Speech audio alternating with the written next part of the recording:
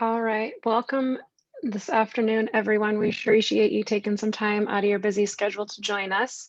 To get things started, I will turn it over to Colby. Before that, just a couple of housekeeping items. I wanted to make sure everybody knows that we are seeking input and comments and questions throughout this entire presentation. There's a couple of ways that you can provide that or request that. You can either drop it into the chat box in Zoom here. You can submit it as a Q&A through the Q&A feature. Or if you are joining via our Facebook live feed, you put it on the comment thread there, and we will do our best to monitor all three locations for input and questions. We apologize if the first time trying to join you got kicked out. We very quickly exceeded our 100 attendee capacity. So thank you all for joining us. Without further ado, I'm going to go ahead and send it over to Colby.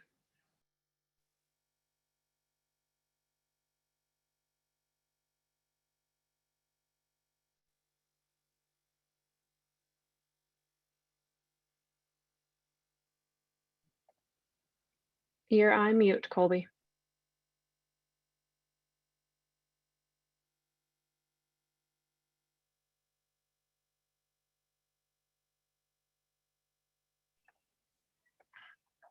Colby, we're still unable to hear you. Try it again.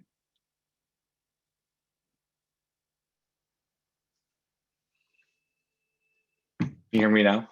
Yes, we sure can. That All right. sounds much better. I think I had multiple lights as well. Hello and good afternoon again, everybody. My name is Colby Darn. I'm the Director of Policy and Government Relations for Intertribal Ag. Welcome to today's webinar, which is the first in a series of webinars we're going to be doing around IAC's Indian Ag Rescue Initiative. This is centered around looking at the different opportunities that exist within the newly passed American Rescue Plan Act, and also some of the programming that USDA has put out either through that bill or also through some subsequent bills. So this is the first of two that we're doing this week. The second one is on Thursday at the same time. So if you register for this webinar, you should also be registered for that one as well too. We're going to be going through the American Rescue Plan, some of the other USD opportunities that that require some immediate looks at, like the Cfap program and even the SBA Ppp programs, and then take some time for input from you all and hear what's going on and what are the questions that you have and what are the concerns. And so to get us going and to start us off, I want to hand it over to the IAC Executive Director, Carrie Jo Lawrence. Great, thank you, Colby. Can you hear me okay? Yes, we can. Okay, great. Welcome everybody, and what a great problem to have to reach our maximum and have to expand the capacity for our webinar today. So it's great to see you all here, and just really excited to get some information out to all of our producers and tribes, all of our membership, and we want to deliver the best information we can and as timely as possible. So this is just a great beginning to that. And before we start into what is new, I want to start the meeting by talking about how the Intertribal Ag Council came to be. You know, we were founded in 1987 and born out of the massive ag crisis of the 1980s.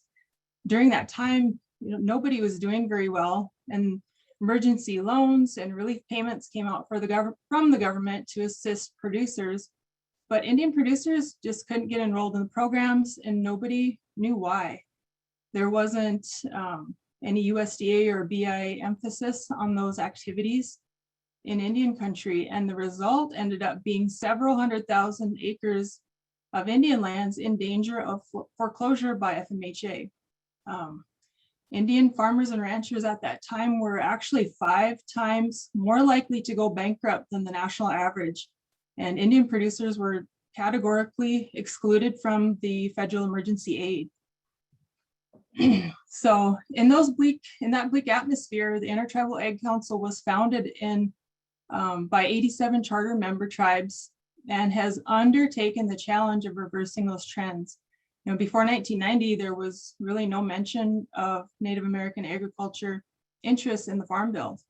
So we continue our work to ensure inclusion and to increase access to the resources for Native producers and our communities. And, according to NASS data, we are now 80,000 producers strong, and the IEC is really working hard to close the gaps created from the past. And today we're talking about the American Rescue Act plan, and we feel it's a positive step in closing those gaps that were caused from the past experiences. So IEC programming, we are basically spread out through 12 regions throughout the country, and the IEC directly supports Indian agriculture with our broad network, which includes programming in youth development, cultivating our next generation leaders with a passion for diverse aspects of food in the food and ag system. Our natural resources programming prides itself in meeting producers where they are and working to enhance conservation across millions of acres. Our policy and communications program is helping to change the cultural narrative and the legal landscape through creative media and policy advocacy. Our American Indian Foods program is there and works to assist our producers through promoting and training to compete in domestic and global markets. And then our technical assistance network is a direct link to our tribes and our producers out there. And they are strong where the rubber meets the road, really, and out there working directly every day. And they know the intricacies throughout our unique tribes and their setups to ensure that our relationships are respected and adhered to.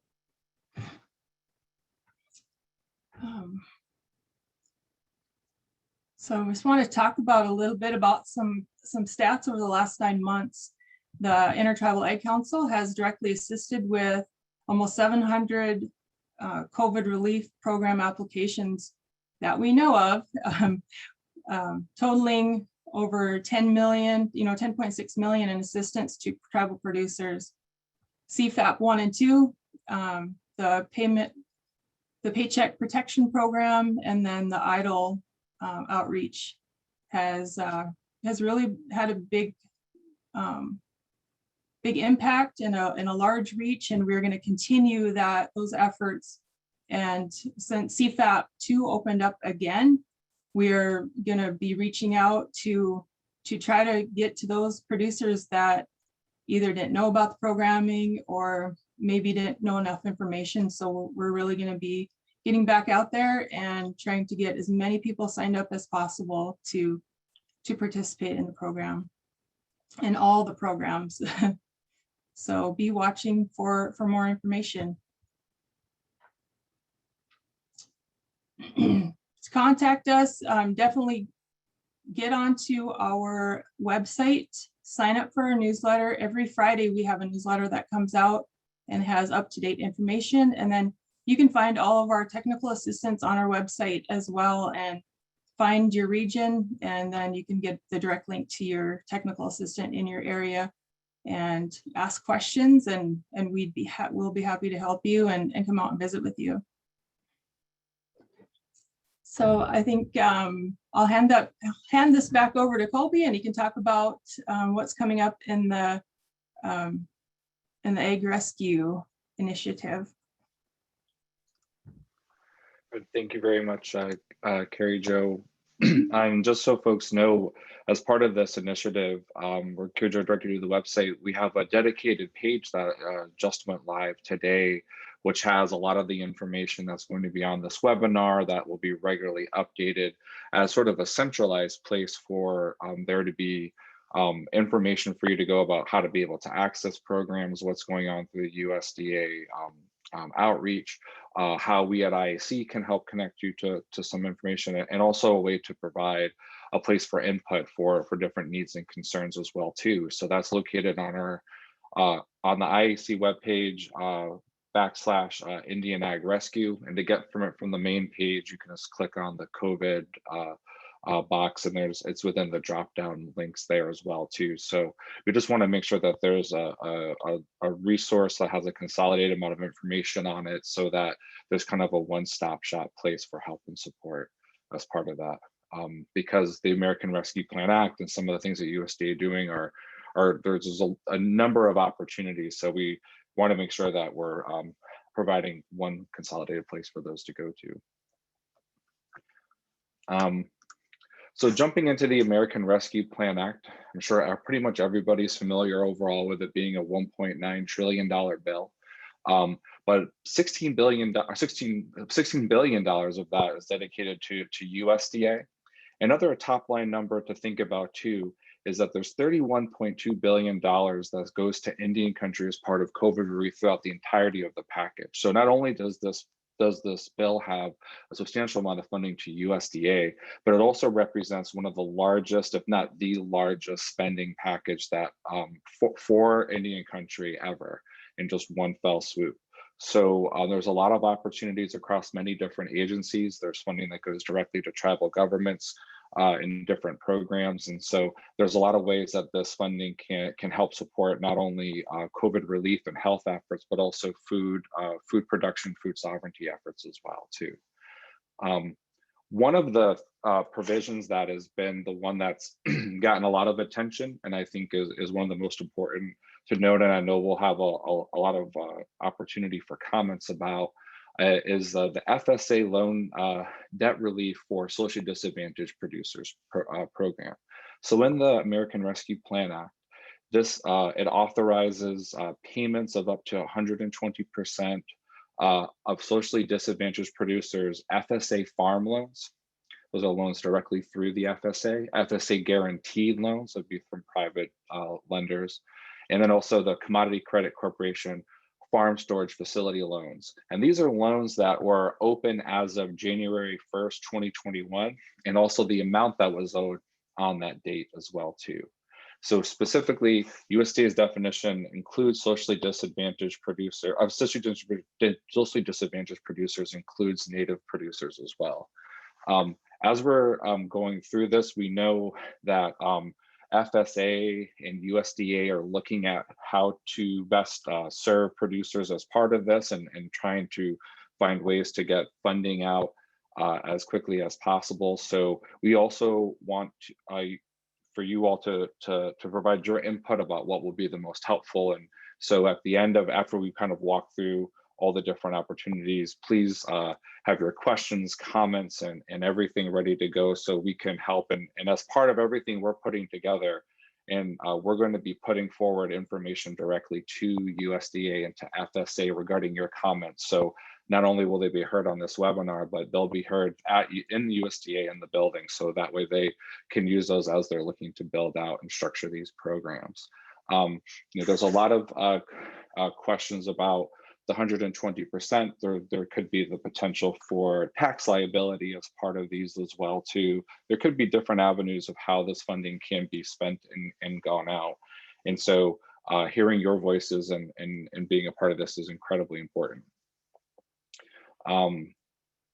As far as the remaining portions of that, there's also $1 billion for technical assistance and financial assistance.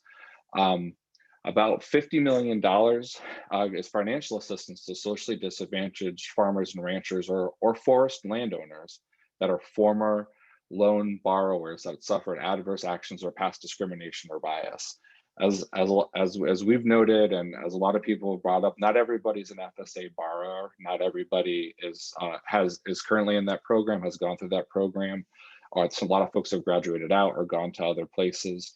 So this potentially is some funding that might be available to help provide some additional support for other producers who have adverse actions or past discrimination or bias in programs. One thing to note is all the funding levels you see in here are floors. So that's at least $50 million in this program for that. So it could be more. I think part of this might be the flexibility that USDA has to administer some of these. There's also an additional $50 million for outreach, mediation, financial training, and capacity building, helping support cooperative development. technical assistance focusing on food, agriculture, credit, extension, rural development, nutrition, and again, focused all on socially disadvantaged producers and also forest owners. There's also an additional $50 million in grants and loans to help improve land access for socially disadvantaged farmers, ranchers, or forest owners. Further, there's specific funding that for educational institutions. So our 1994 tribal colleges and university land grants have at least $10 million. There's at least $10 million for Alaska Native and Native Hawaiian serving institutions. The same for 1890 land grants, Hispanic serving institution, and insular area institutions. And so again, these are floor numbers, and the funding is specifically for agriculture research, education, extension, scholarships, and then in the Act, very specific about the federal pathways to the federal pathways internships program, which is a way to support federal employment opportunities for students going to those entities. So those are all really good funding opportunities as part of that. Additionally, there's at least $5 million for the creation of an equity commission at USDA to address some of the racial equity issues and barriers that have existed at the agency as well. So for all of the funding that's included within these two, I would say, larger components of the agriculture section of the American Rescue Plan Act, the $4 billion are the ones that I think that they're focused on trying to do the socially disadvantaged producer debt relief and payments and focusing on that. And then the $1 billion is something that, because of how it's structured, may take a little bit of time to work through as well too, but really represents a very strong investment in some of the infrastructure and opportunities and educational needs that are focusing around supporting our producers and ranchers. A couple other things, and we're going to go a little bit into detail about the 3.6 billion stuff tomorrow, but there's also some food purchase and distribution opportunities that were included in this act that also combined with some funding that was passed in the last appropriations bill at the end of last calendar year. So this is the potential of purchase of fresh produce, dairy, seafood, eggs, meat, grants and loans to small and mid-sized processors to respond to COVID-19 impacts. And a lot of these are health responses, things like PPE. And then also additional loans and grants to help support and improve the overall food chain and supply.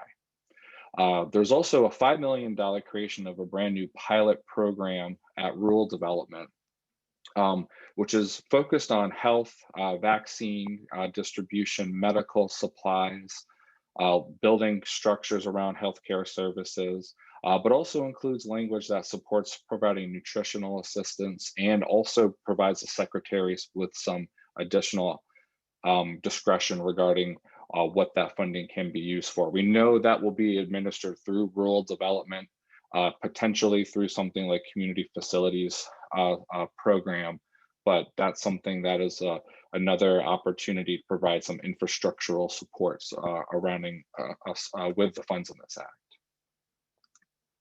Ooh. So kind of overall, when we talked about some of the investments in the $31.2 billion, 20 billion of that is also for the tribal governments in the Treasury Department's Coronavirus Relief Fund. And just want to specifically mention in there that it talks about providing not only that this money can be used to respond not only to the public health emergency, but also to provide government services based upon that, and also make investments in things like water, sewer, and broadband infrastructure. And those are specifically mentioned in the Act. And so the funding for this and how it's going to be broken out is going to be done at the discretion of the secretary. That's very specific in the Act of how it says that. And then the funds from this will remain available for costs that are incurred through December 31st, 2024. So about 3 years of being able to make these investments. And we wanted to point this out, as we know, the IAC had a webinar series with IAC Cares talking about different ways that tribes can and utilize some of the CARES Act funding to support food sovereignty and food infrastructure efforts. And we know that there's some interest in of what these types of dollars can do to help make investments in infrastructural and food systems going forward. So as Treasury is working through its process of that, we just wanted to also mention that as well. And so for the next part up here, I'd like to hand it over to Kelsey Ducheneau-Scott, our Director of Programs, to talk about the USDA's Cfap program and the PPP program. All right, Petiwashte, everyone. My name is Kelsey Scott. I am the Director of Programs for the Intertribal Agriculture Council. I'm just going to do a brief review of additional disaster assistance programming that is currently available or that our past producers that have applied with us will need to be kind of keeping their ear to the ground on here in the coming days. So the Coronavirus Food Assistance Program, commonly referred to as Cfap, in this authorization was given the ability, there's going to be an additional payment for cattle based on the number of cattle in their inventory between April 16th, 2020 and May 14th, 2020. Now, I just really want to emphasize this is 2020. So any additional cattle payments are going to be based on your application from last year that was submitted to the Farm Service Agency through the Cfap 1 program. So there's more information specific to what the additional payments look like per class of animal available on farmers.gov/Cfap. And there's much more context and explanation about each of these individual programs. Eligible producers do not need to submit a new Cfap 1 application or take any action. It's just an automatic payment disbursement on what you had applied for back in 2020 with the initial Cfap application. We're actually seeing some producers that are seeing this deposit into their account already this week. So just be on the lookout for it. It typically comes through as a deposit from Treasury. And if you see anything in your account, that's what that is. Only producers who previously applied for Cfap are eligible to receive this additional payment. And this is in relation to Cfap 1's application. So if you had missed out on the Cfap 1 application, period, as it was open, you are not considered eligible to apply at this point for Cfap 1. However, Cfap 2 is opening up for producers. Is that on the next slide, Colby? Thank you. Opens back up on April 5th for 60 days. So I highly encourage you to reach out to your local FSA office and make sure that they're knowledgeable that you would like to request assistance in completing the Coronavirus Food Assistance Program 2.0 application. You can apply online as well, but just make sure that you flag it to your FSA office that you are going to be applying. That way, if you have any questions, you have a point of contact. You also have a point of contact at the Intertribal Agriculture Council. Please reach out to us if you need assistance in navigating the online application form. There's a pretty good variety of resources that are available on farmers.gov/Cfap. One of them is actually a Cfap calculator. So you can download the calculator onto your computer, or you can call your IAC friends and we can help you walk through the application based on your herd inventory and let you know what your Cfap 2.0 payment would be. I encourage each and every single person listening who has an eligible commodity that could apply for Cfap to apply for Cfap, because this is tax-paying dollars that are set aside to help to mitigate the impact of the disaster that the coronavirus pandemic has had on your business.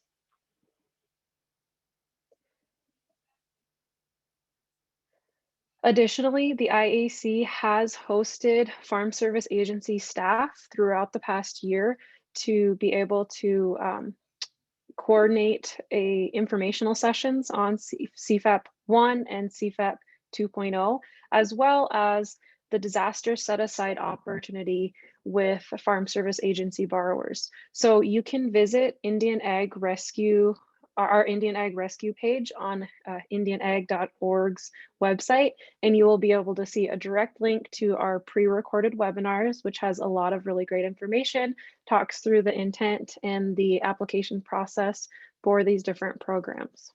Then these are free resources available to anybody that's listening. An additional opportunity that is separate from Farm Service Agency that we want to make sure everybody is knowledgeable about is the Paycheck Protection Program administered through the Small Business Association. So the PPP, Paycheck Protection Program, applications actually opened up for farmers and ranchers to be able to qualify for PPP if they had not indicated that they had a payroll on their taxes, but they were still a sole proprietor, a individual producer that draws an income from ag operation and files a Schedule F, then qualifies you to now be able to apply for the PPP. President Biden signed HR 1799, which was the Ppp Extension Act, into law. This extends the program through June 30th, 2021. This is approximately $88 billion remaining in the PPP funds. However, I would not wait around to apply for the PPP program. For those producers that we have been able to help apply for the PPP program, we've actually seen a very expedited turnaround process for most producers in getting access to those dollars. We have much more expanded how-to video available also on our website, which is titled PPP How-To Video. Click here. What that will do is actually walk you through a side-by-side application and Schedule F process of pulling information from your Schedule F and putting it out into the application so you can submit it.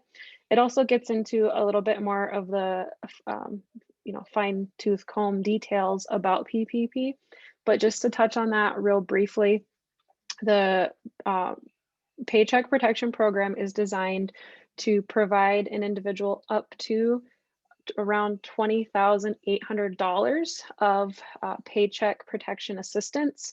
That dollar amount is weighted based on the amount of gross sales that you had in the tax year that you're using to apply for. Now, there is a lot of confusion around first round, second round, first draw, second draw, and I just want to offer my interpretation of that. The first round of applications for the PPP program took place prior to 2021. After 2021, when more funds were made available to be administered through the PPP program, that was the start of the second round of PPP applications. And that is when sole proprietors, farmers and ranchers were able to start applying for PPP. If you did apply for PPP at that point, you applied for a first draw. So basically your first draw of loan funds from this fund. After you've successfully administered those funds over the course of an 8-week period in paying yourself a payroll, there is the possibility that you could qualify for a second draw. So first round, first draw, second round, second draw. They're very different things. So make sure that you're cautious in how you navigate using that terminology as you visit with your banker about applying for the PPP program. Again, you can reach out to the IAC and we're happy to assist you. We've helped numerous producers access this program.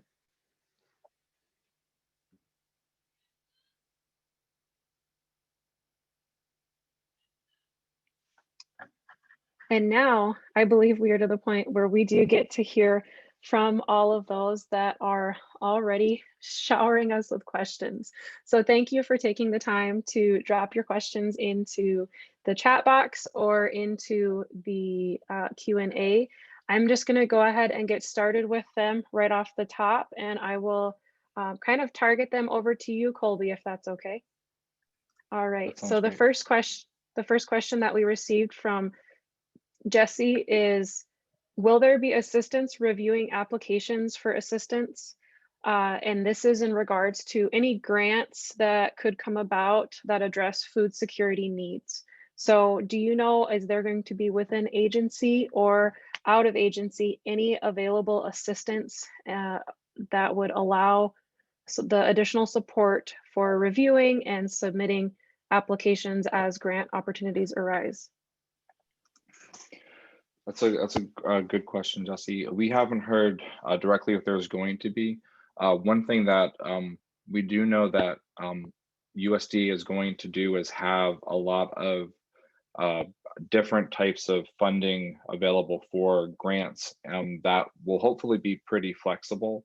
And I know one thing that they have asked for is additional input on some of the best ways to ensure that those funding opportunities and grant opportunities that they'll be releasing will have the largest potential impact. And so I think a good portion of that is talking about technical assistance. So I think that's a comment that we can raise up to USDA in the comments that we make going forward to ensure that that's a part of what USDA is looking at, so that folks have the opportunity to be able to do that. So thank you for that question. Yes, absolutely. The next question comes from Huey. Will there be help for Indian producers who do not receive their funds for operating from Farm Service Agency?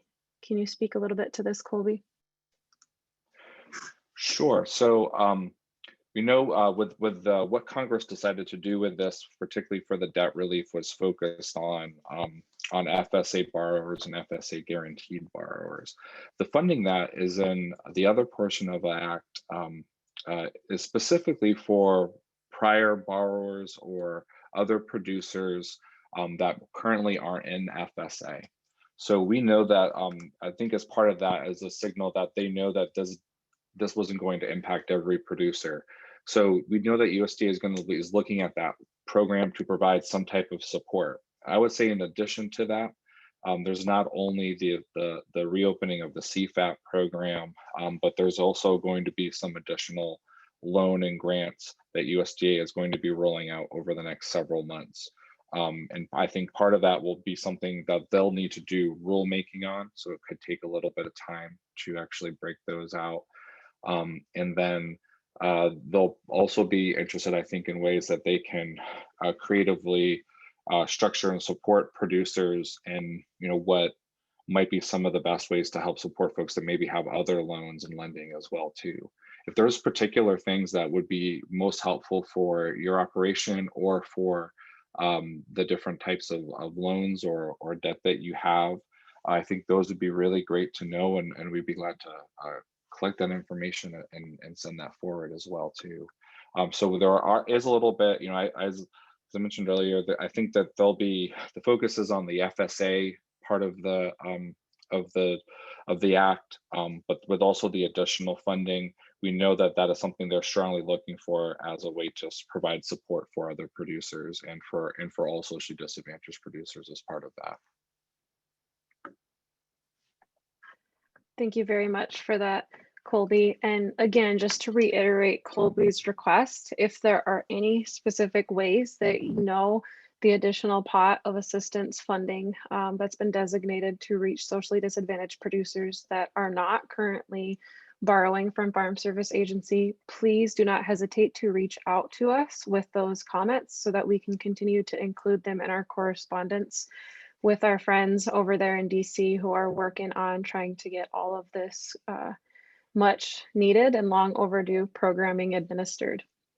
I just want to appreciate that there have been several individuals through both the Q&A and the comments indicating that their local Farm Service Agency staff have been indicating that they're not receiving any correspondence from DC on the specificity of loan forgiveness or debt relief. So I want to let everybody know that we do have a second webinar available. Our webinars are open to anybody. If you have a Farm Service Agency loan officer that is wanting to learn more about this, we absolutely would invite them to participate. You can feel free to reach out to me directly with any of their emails, and we'll directly share the link with them so that they can join. I'm sorry that there's still a little bit of confusion or just not a lack of, a lack of a whole lot of information at that level. And we're going to do our best to continue to try to work through that. There is another question, Colby, that is in relation, well, a couple of questions in relation to the eligible commodities or livestock considered for Cfap. One of them is if reindeer are eligible for Cfap 1. Another is if native bison producers, if they're considered at all in any of the Cfap programs. Sure. So in Cfap 1, both reindeer and bison aren't included in that. It was just cattle as far as livestock was, and with that unfortunately being closed. So folks that have submitted theirs or that have cattle are going to be receiving additional payments on that, and that's something that was closed as of last August. Unfortunately, I think as they went through that program and realized not only what was in it, but especially what was left out, Cfap 2 does include bison as an eligible livestock, and there's a full list of all of the different eligible commodities for that program that's on the Cfap website too. One thing that the Iec has put forward as these programs are being developed, and even as some of the information was going out about this and talking about the importance of it, is that particularly with bison and other tribally produced products just weren't included in the first part of the Cfap program. And I think what we've seen in some of the responses from who received payments from that is kind of why that there is such a focus of relief on socially disadvantaged producers in this bill, is to be able to respond to the inequities and access to the programs. So if you are looking at Cfap 2 and you have a bison operation, you're definitely eligible for that. If you have any questions about that, please do look at the website there, and feel free to reach out to us, and you'll also go to your local USDA office as well. Thank you very much. All right, changing gears just a little bit here. There is a question about if there's any specific hemp related funding opportunities. I believe hemp is included in Cfap too. So I think that there's an opportunity for that, for losses in that. Outside of that, there might be the opportunity for some things related to different types of production that can be used to support hemp production, or I would say specifically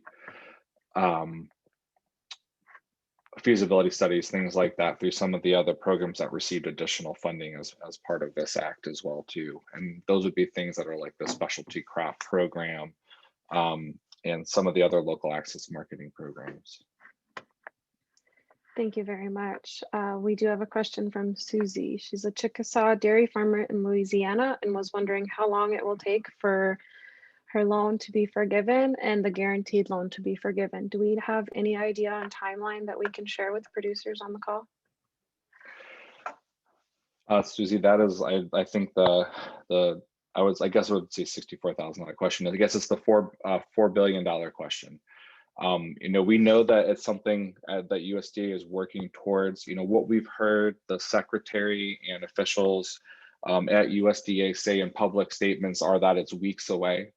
And so, I think we're looking at something that could be done, in the span of the next several weeks, and which again isn't a very strong timeline, but that's what we kind of have to go off of. We're about in the middle of April right now, so hopefully, that'll be something that'll be done, within the time frame like that. But unfortunately, for what we've heard, that's about where things are. We do know that when it does happen, it will happen very quick, and we'll be getting out as much information as soon as we hear it regarding what's available, when it's available, and how to access it. I would also say, to the early points that that Carrie, Jo, and Kelsey brought up too, even though it may be weeks away, I think there's a lot of time to still inform the process. And so if there are particular things that would USDA that you'd want to tell USDA about how the debt relief should be structured, what would be the most beneficial thing for you and your operation. Though I think now is the time to let us know, let them know, and so that way we can make sure that information gets out as they're getting towards a place of putting out this information. Yes, thank you very much for that, Colby. There's a question in relation to the portion of the debt that is held by the private lender on the guaranteed loans. Can you kind of expand a little bit on the 120%, and also several questions coming in about the amount of debt, like what the timeline's looking like, if they're made their payment prior to January 1st, etc. Yeah, absolutely. So, as like our understanding of the act and how it's written, and what they're looking to be able to do is that this is meant to be payments in the full amount of the debt that's owed. And so it would be structured on the amount of money that was owed to either the FSA or as your FSA guaranteed loan as of January 1st, 2021. So if on January 1st, 2021, you owed $10,000, then the funding that then the act would provide debt relief of $100,000 plus 20% of that. It wouldn't matter if it's debt that's owed by the lender, if it's a guaranteed loan, but it's in the full amount of the loan that's owed. The 20% is included in there because it's really meant to be. The idea is that anytime you get any type of debt relief, sometimes it can trigger having a tax liability attached to that, getting a payment for that. Because of how they did the American Rescue Plan Act through the reconciliation process, which might be something that folks have heard or maybe have heard way too much of, but because of how they did that act, it focused on just being able to do funding in certain areas, so they couldn't put in things that would have made changes. And we know that they were interested in putting in a provision saying that payments underneath this act are excluded from tax liabilities. But because of the rescue plan being reconciliation based, they couldn't do it because it actually would have moved. It would have been a weird jurisdictional thing where it would have moved this provision from the Agriculture Committee to the Senate Finance Committee, and it would have violated the rules under the act. So the extra payment was there really for the idea of what some of the tax liabilities are, and some of those things. At least that's what our understanding of the congressional intent is for that. So it's going to be kind of on USDA of how that funding goes out too. But with the payment of being 120%, you could get a payment of 120% of what was owed on January 1st. I know one question that we've gotten, I don't know if it's in the chat yet, but it's definitely one that I think we've received, is that as folks have their payments due, and we're still in a place where we're not sure what that timeline looks like. In a letter that USDA's FSA put out to private lenders, they are not requiring, but they are saying that if you do have a note due or a payment due, that their recommendation is for you to pay that as you normally would go through. And so, and why it's important to note that the date of this is January 1st. So if you owed that $10,000 on January 1st and you had to pay $1,000 on April 1st, the payment you should receive should be the 120% on the $10,000 that was owed January 1st. So you'll essentially be getting that money back, hopefully, but that's the guidance that USDA has put out there. I know that's what we've talked about at the IEC too, as being something that we would recommend for folks to do and put that out there. But we also have that information on our website because it's been a question that we've gotten from several folks. So hopefully that's helpful. Yes, I think that's very helpful. There's a couple of questions coming in on the PPP, and so I just want to again reiterate our website, indianag.org, has a indianag.org/PPP.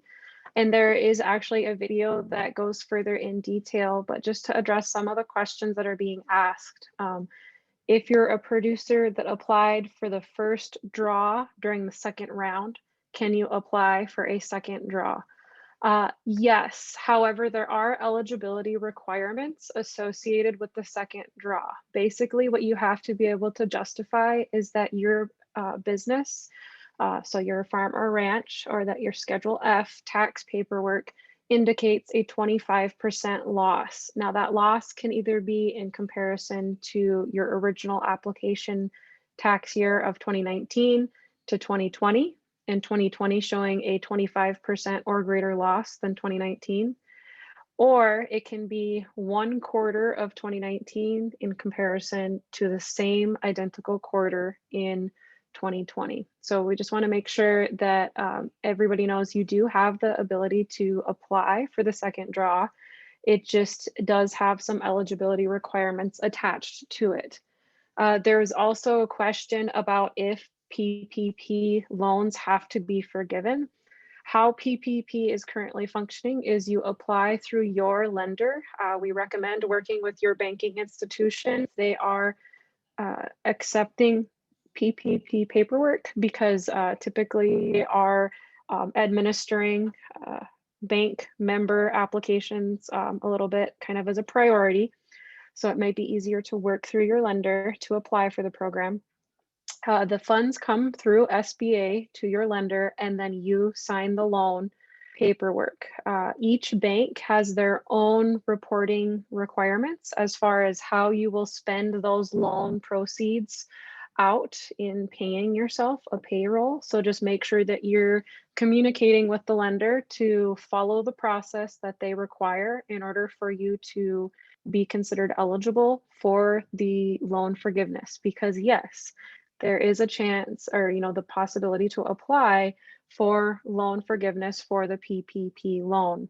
That happens 8 weeks following the completion of accepting the loan and starting the process of paying that out to yourself as a payroll. And we encourage you to really stay in direct communication with the lender on that.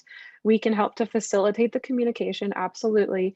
It's just that we're finding every lender's doing things maybe just a little bit differently. So we don't want to give a one size fits all answer in this space and have it not reach some of those banking institutions' expectations.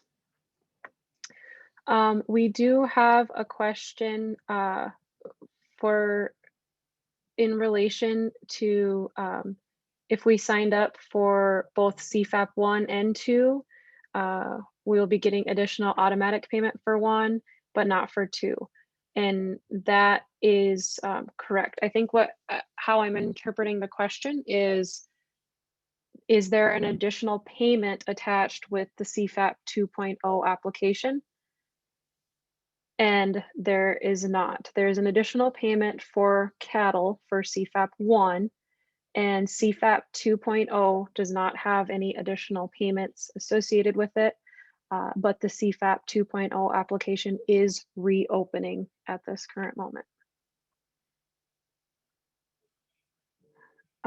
There was a question for if we would be able to do any more further breakdown on infrastructure opportunities through rural development, either maybe in our Thursday webinar or again at a later date.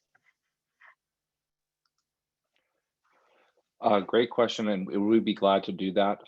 What we're going to be covering on our Thursday webinar, we'll go over this too for folks that weren't able to make today, but we're going to be going a little bit in depth in what USDA is calling their pandemic assistance for producers. And so that includes Cfap, but it also includes a fairly large tranche of funding that can be done through grants through many different programs. And the program list these are just the ones that they've identified as about 15 or 20 different items long. So there's a lot of infrastructural components in that. they can put that funding through existing programs, which they have some funding that they will do, and we'll talk about that on Thursday. But they also can create some new programs through rulemaking. And so while it might take a little bit of time, that is a good avenue to provide some additional support. So we can definitely touch on that on Thursday and talk a little bit about that more in depth. Thank you. And this next question speaks a little bit to married couples or partners within the space of carrying a loan with Farm Service Agency. My husband is not Native. I am not on his loan directly. Do we still qualify? I'm assuming that this individual is Native. I have signed a form assuming his debt, but they did not redo the loan itself. Therefore, they're not directly listed as the borrower being socially disadvantaged. Do you have any insight as far as how FSA is interpreting marriage of a non-socially disadvantaged producer to a socially disadvantaged producer, and if those individuals will qualify for the debt repayment? We don't have anything, I think, about that a specific example, but from the language of the act, I would think that it would be focused on who holds the loan currently and who held the loan as of January 1. That would be something that I think would be a good question specifically for the FSA agent in your local USDA office, because if the person who can qualify as a socially disadvantaged producer held the note as of January 1, they would most likely, there's a potential that they would be eligible for it.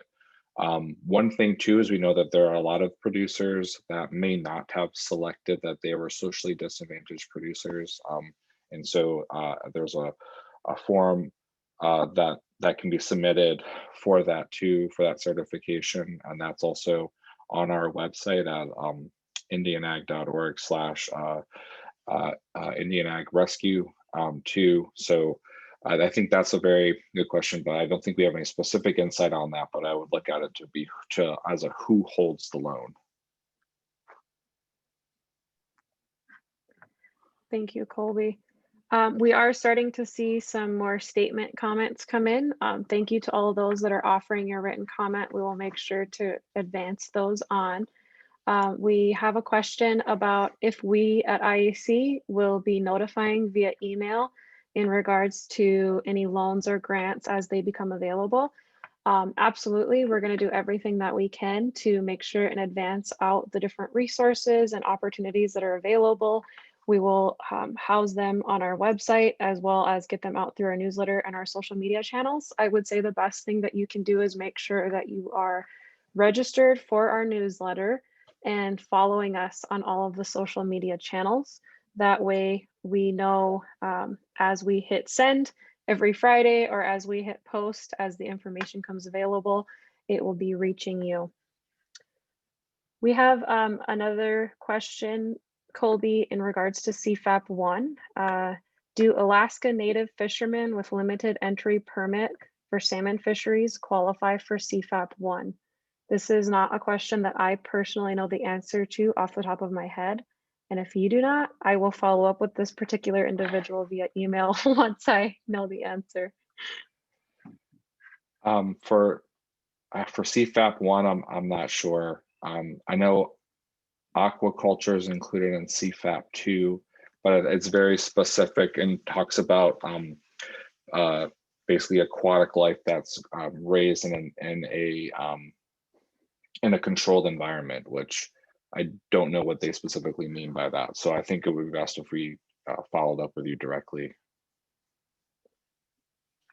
Sounds good. I requested the email address.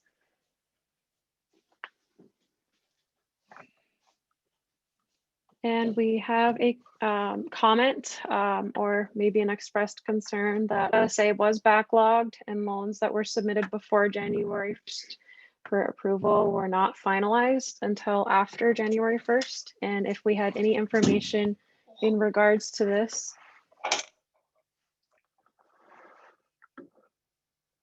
We don't, but I think that's a very good concern, and that's one that we can bring forward to USDA and FSA as part of that too.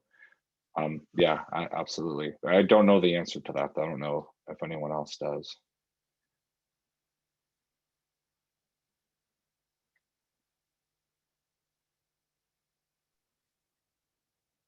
Thank you very much for that.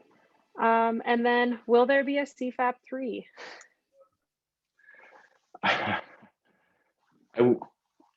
That's a good question. And these are all good questions. We don't 100% know. I would think there will be Cfap 3. The reopening of Cfap 2, I think, was something that was important because of how short the timeline was on Cfap 2 originally.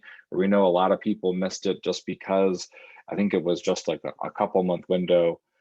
So we know that getting folks enrolled in Cfap 2 or reapplying or updating their applications for Cfap 2 are important. They haven't said anything about Cfap 3. We don't know if that'll happen or when that'll happen, but we think that there will probably be some other type of Cfap like program after 2. Sounds good. And then we do have a question here about what's some of the best producers who maybe are engaged in the production of commodities that aren't currently kind of the streamlined, consistently listed and included in programming. What can a producer do to suggest amendments to the current list of commodities and making sure that Alaska salmon and reindeer are included in future program considerations?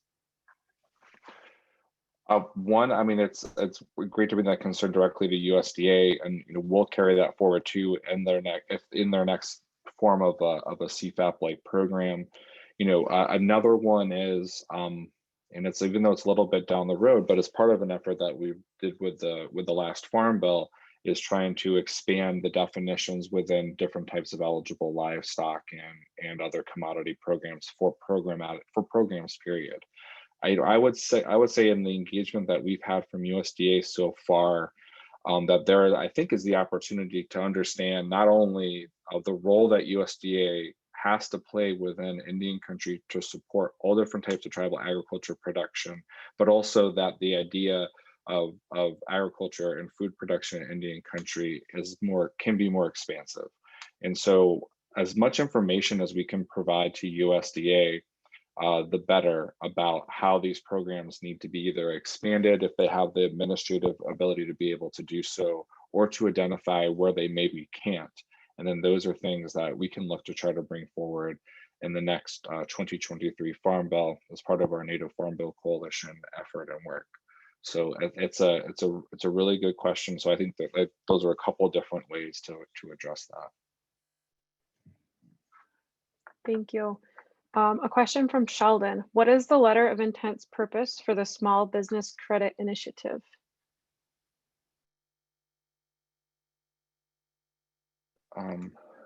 So this is a question we got a lot, and we can we'll go into a little bit of more depth on this program on Thursday.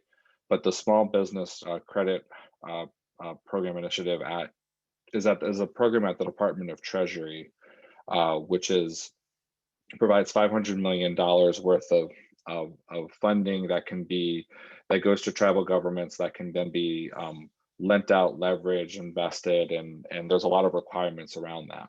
So as part of that program, what we know about it is that Treasury makes allocations to tribes, and they're going to put out an allocation for each tribe. We don't know what that looks like. And then each tribe will have to submit a letter of intent on, and we know that the date of that is going to be by June 11th, 2021. It's not a firm deadline, but the letter of intent deadline is June 11th, 2021. What that letter of intent is just to signal to Treasury that that particular tribe is interested in applying for the funding. Once that deadline occurs, there's going to be a 7-month period where the applications are going to be created to apply for the fund. That's something that will be due by December 11th, 2021, I think. That's at 7 months, right? Yeah. So there's going to be a window of that. Now, a good part of that is having to figure out this program, as it's something that both tribes were not eligible for and was not created with tribal governments in mind.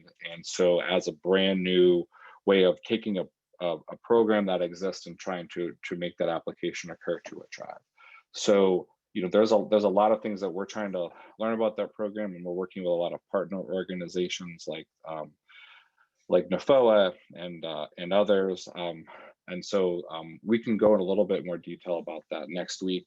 But I would say for tribes that are interested in that too, I would look at what the program structure looks like. You know, the letter of intent that they have on their website that they use, which is out of date by 10 years and only talks about states, would be, I would think, would be kind of the guide for that.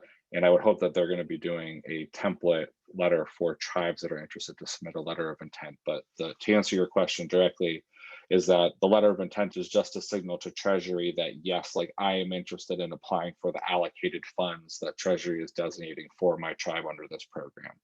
And it should just basically just be like essentially saying, yes, I am interested in, yes, I am a designated representative of my tribal government with the authority to be able to submit this, signed, and then hand it over. Thank you. We have questions about getting back to the FSA loan repayment. Is the 120% going right to the account based on the FSA account, or is there an application process to qualify for the 120% repayment? And if you have multiple loans with Farm Service Agency, do all of them qualify or just one?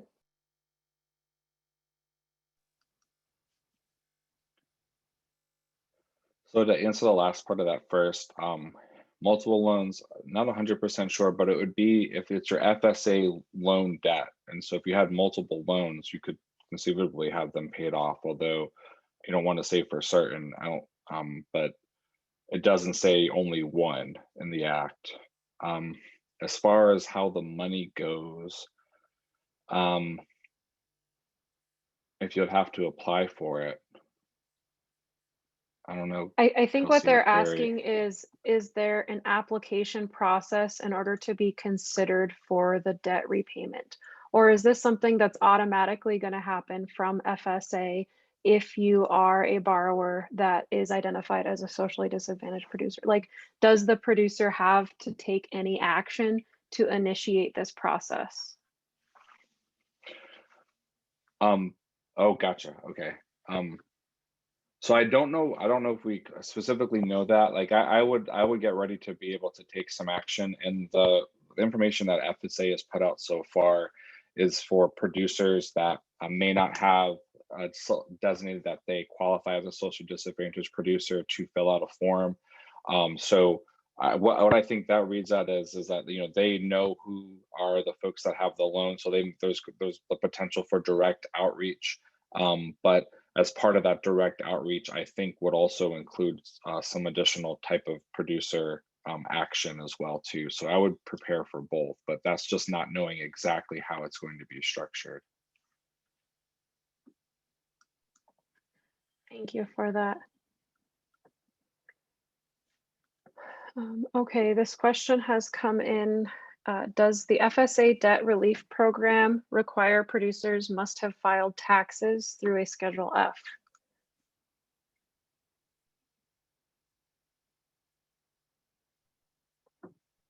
And I think the answer, is it truly depends upon the structure of the entity. I mean, if the entity is functioning as a business, it would not file this Schedule F. I don't know. I haven't been posed that question yet. I don't know the specific information surrounding that question. Do you have any idea? My first reaction as a past FSA borrower would be yes, but we're livestock producers, and each year to get the loan servicing, we had to bring in our tax returns. So that's my first gut reaction, but we can, maybe if there's some further information about the question, we can answer it better. Yes, absolutely. Reggie, if that didn't get to answering your question, please reach out to us, kelsey@indianag.org, and we can work to dig into the weeds on that a little bit further. Another question, what resources available in rescue funding for tribe or native nonprofits to purchase salmon this summer or store it for later processing and distribution to elders, school lunch programs, etc. in the villages of Alaska? Is there any opportunity there? Yeah, there absolutely is. That's a great question. So as part of the commodity purchasing component that USDA is going to do, and they haven't announced it, they haven't specifically announced it yet. I think they're trying to figure out the structure and to do something that is more flexible and responsive than the Farmers to Family Food Box program. So we know that the funding in that, because it specifically mentions seafood in the Act too, so that there's going to be the opportunity to have those types of items purchased or funding available for that too. And some of the comments that we've put forward and that tribal leaders have put forward so far to Ag Marketing Service about those types of purchasing programs are to keep them as flexible and locally centered as possible. And so we know that they're open to that. So I think this is a really great example of what I wouldn't say not could, but what should be done with that type of commodity purchasing program. And when I say commodity, I mean commodity like in the broadest sense of the term. So I would think so that could be a part of it for a tribal nonprofit to be able to engage in that type of purchasing and distribution. Thank you very much. And for clarification, could you again review what the letter of intent is for? The question that comes in is, did you state that a tribal government must submit a letter of intent in order to receive funding for their tribe? Can you just speak a little bit on the small business? Sure, and this is just for the Treasury State Small Business program. And so our understanding of that is that a tribe would have to submit a letter of intent, and that's the way that then they start the application process. A letter of intent for other funding things aren't things that are included in what we've talked about in this program. And I would also say wouldn't, I don't know that's in the context, but it doesn't apply again, most likely to the Coronavirus Relief Fund acts that Treasury have too. So the letter of intent is only in the context of the state small business credit initiative. Thank you. Wanted to make sure that came across. This question about food processing systems and facilities, as well as cold storage, is starting to come across now. Is there any authorization for funding assistance or development through this current package that would support enhanced infrastructure for food processing systems and cold storage facilities? So there are good opportunities in this in some of the funding to be able to do these types of infrastructural components. You know, this might be something that $500 million emergency loan grant could be used for, that goes through rural development. There's also some additional funding that bolsters existing programs like local market access programs and some of the value added programs that you can use to purchase some of these types of items too. And then with the additional money, I think kind of open-endedness of what USDA is looking to provide based upon need, I would think that there will be additional grant programs that could provide infrastructural support. Also, another thing to think about, and also it's going to be a long time down the road, is a long time down the road, I guess, in like the timeline of the year, but you know, they are looking at doing additional infrastructure bills in Congress, and I know that's something that, you know, we're tracking and interested in, and specifically talking about putting in for infrastructural things like cold storage, food distribution, etc. Thank you very much. What about in relation to the SBA EIDL loans? Any conversation about the status of the EIDL loans in what happened here, or is that completely separate than this package of funding? This would be separate from this package of funding. But I haven't heard anything in particular about it. Okay. And just as a reminder for those participants that joined us, that accepted Small Business Administration economic injury disaster loans, the first 12 months of payment was waived. So if you accepted your loan right around a year ago when the disaster hit, your loans will be starting to kick in for monthly payments. So just something to look into to make sure that you are familiar with that process.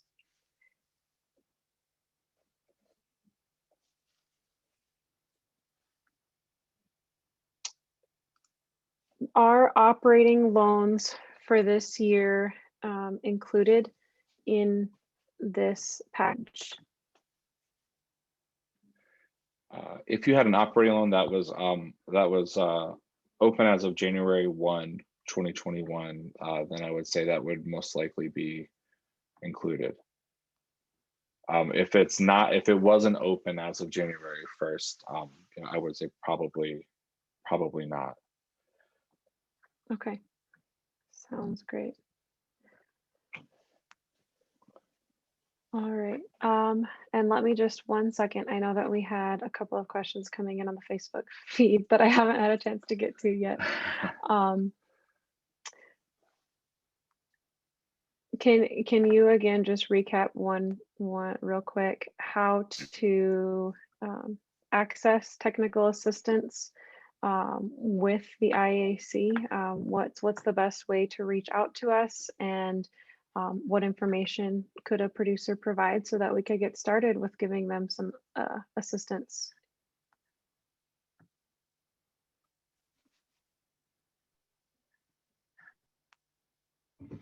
Sure. In order to reach out to your technical assistant in your area, if you could jump on our website, there's a page to contact us, or is it under who we are?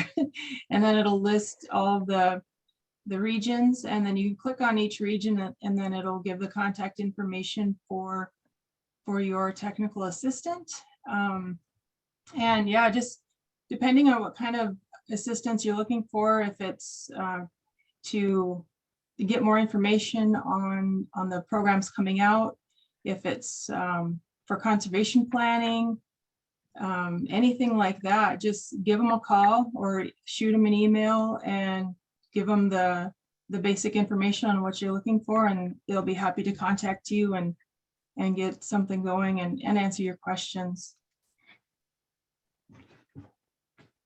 Absolutely. With that, I believe we will start to wrap up today's webinar. There is quite a variety of questions that were presented to us today, which gives us quite a lot to go for as far as FAQs or potential Q&As that we could get hosted on our website to ensure we're providing as much clarity as we have access to as well. We appreciate all of the insight and the comments that were offered today. Please jot down one of our email addresses here. And if you have any comments, questions, or concerns that we weren't able to get to in the allotted time today, we would love to have you share those with us. And if at all possible, please remember to join us again on Thursday, 1 a.m. Mountain Time. Since you already registered to attend this webinar, you will be reminded to attend our webinar on Thursday as well. Again, our website, indianag.org/IndianAgRescue, works to spell out some of what we reviewed here today, and we will have a direct link to this webinar recording posted there as soon as Zoom can create the recording and get it shared with us. Thank you to everyone that took the time to spend some time visiting with us this afternoon. We hope that you have a great rest of your week and see you Thursday. Thank you, everybody. Have a great week and see you Thursday. Thank you all very much.